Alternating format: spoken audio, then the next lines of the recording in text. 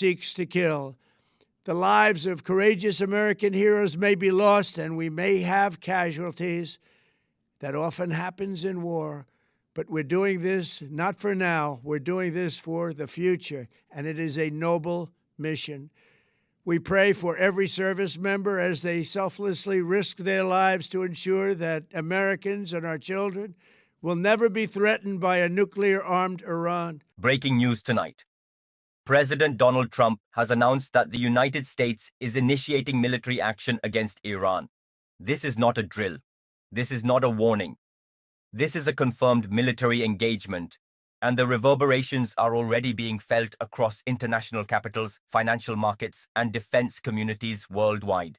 The president made the announcement in a direct and unambiguous statement. His tone was firm and resolute. He made clear that in his view, this action is necessary for national security and for long-term strategic stability. He also acknowledged something that immediately intensified the reaction, that American lives could be lost. In war, he said, sacrifice is sometimes unavoidable. That language stopped people. Critics say it signals the possibility of a prolonged and costly conflict.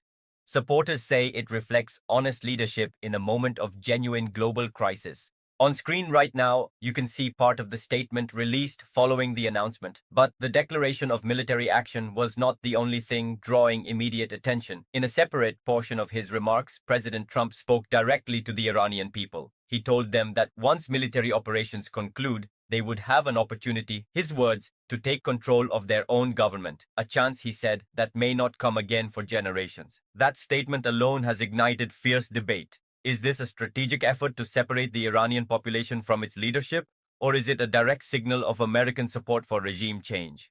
Either way, it represents a significant escalation, not just on the battlefield. Politically, the president also addressed the scale of what's coming. He warned the military response would be forceful and widespread, with air operations described as extensive. Defense analysts are now working through what that means in practical terms. Are we looking at targeted strikes on specific military facilities, large-scale aerial bombardment, or a sustained campaign designed to degrade Iran's defense infrastructure over time? Those questions don't have confirmed answers yet, but the implications of each scenario are vastly different, and the world is already reacting. Global markets are moving. Oil prices are showing volatility. Defense stocks are fluctuating. Investors are bracing. Any sustained military campaign in that region immediately puts pressure on Persian Gulf shipping lanes, global oil supply routes, and economic stability across multiple continents. To the great, proud people of Iran, I say tonight that the hour of your freedom is at hand. Stay sheltered. Don't leave your home. It's very dangerous outside. Bombs will be dropping everywhere. When we are finished, take over your government. It will be yours to take.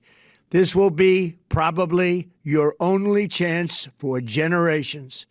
For many years, you have asked for America's help, but you never got it. No president was willing to do what I am willing to do tonight.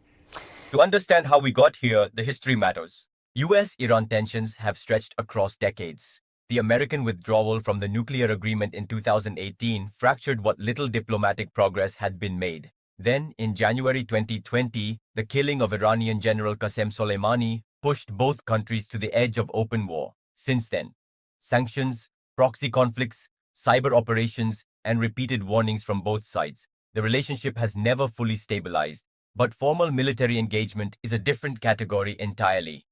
Inside the United States, serious questions are already emerging. Was there congressional authorization? What is the defined scope of this operation? And critically, what is the exit strategy? Is this a limited strike campaign with a clear endpoint? Or is this the beginning of something longer? Those questions will define the political debate in the days ahead. Internationally, allied governments are holding emergency consultations. Diplomats are working behind the scenes. The United Nations is expected to address the situation as developments continue. The central concern right now is escalation. Will Iran retaliate? And how quickly? Will regional proxy groups become involved?